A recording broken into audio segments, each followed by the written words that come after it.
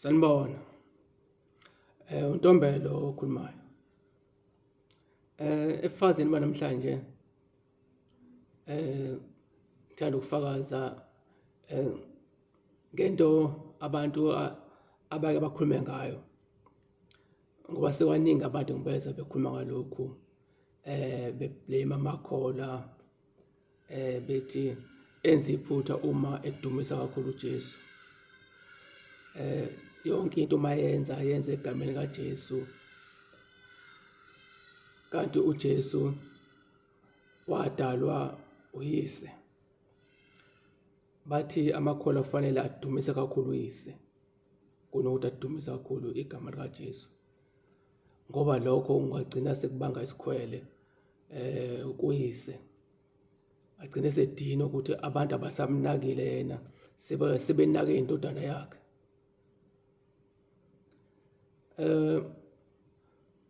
Ngo-2019 uNkulunkulu uke wangikhombisa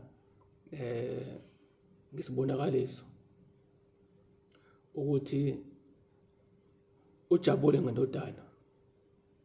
Akanandaba nokuthi abantu bakhuleka egameni layo, abantu badumisa kakhulu indodana kunaye.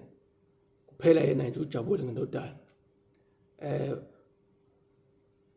We-confirm eqinisweni, we-confirm ukuthi namanje usajabule ngendodana, usathokozile ngayo.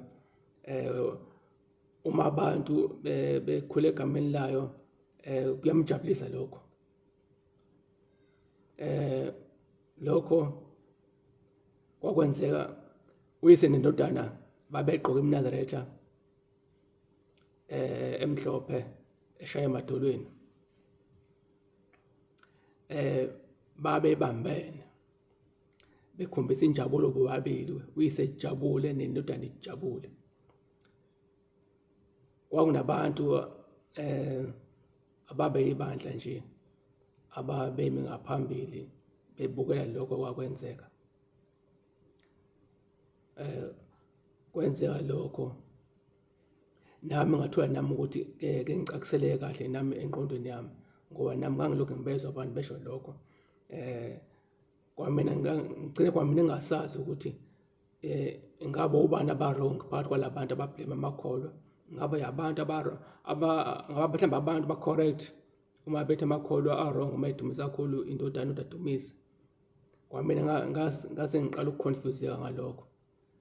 uNkulunkulu wangikhanyisela ngalokho ukuthi cha, amakholwa a-right uma ebize ekhule egameni lendodana, ebiza igama likaJesu, ekhule egameni likaJesu, edumisa kakhulu indodana, ekhombisa uNkulunkulu ukuthi akanankinga kulokho. Kuphela yena nje indodana uyayithanda. Ngiyabonga kakhulu ngalobufakazi.